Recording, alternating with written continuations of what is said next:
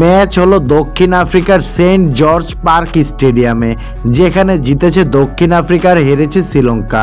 কিন্তু কপাল পুড়েছে অনেক দূরে তাসমান সাগরের পারে অবস্থান করা ভারত দলের। টেস্ট চ্যাম্পিয়নশিপের ফাইনালের দৌড়ে তারা এখন অনেকটাই ব্যাকফুটে।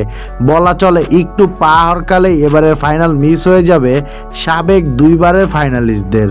দক্ষিণ আফ্রিকায় গেবেকা টেস্টে শ্রীলঙ্কাকে হারিয়েছে 109 রানের ব্যবধানে। এই জয়ের পর নাটকীয়ভাবে টেস্ট চ্যাম্পিয়নশিপে শীর্ষে উঠে গেল টেম্বা বাউমার দল।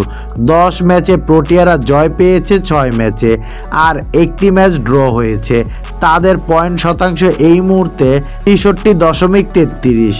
দক্ষিণ আফ্রিকার জন্য টেস্ট চ্যাম্পিয়নশিপের ফাইনালের রাস্তাটা এখন একেবারেই সহজ। জিততেই হবে পাকিস্তানের বিপক্ষে সিরিজে অন্তত এক ম্যাচ। আশ্বস্ত হওয়ার বিষয়, দক্ষিণ আফ্রিকা সেই ম্যাচের সিরিজ খেলবে নিজেদের ঘরের মাঠে। তাই প্রোটিয়ারা লর্ডসের ফাইনালে এক পা দিয়ে রেখেছে এমন মন্তব্য করলে খুব একটা বাড়াবাড়ি হয় না। দক্ষিণ আফ্রিকার জয় অস্ট্রেলিয়া নেমে গিয়েছে পয়েন্ট টেবিলের 2-এ, তবে ফাইনাল খেলার স্বপ্নটা ভালোভাবেই টিকে আছে তাদের। অন্য যে কারোর চেয়ে তাদের হাতে টেস্ট সংখ্যা সবচেয়ে বেশি। ভারতের বিপক্ষে চলমান সিরিজের 3 টেস্ট ছাড়াও শ্রীলঙ্কার বিপক্ষে 2 টেস্টের একটি অ্যাওয়ে সিরিজ অপেক্ষা করছে তাদের জন্য।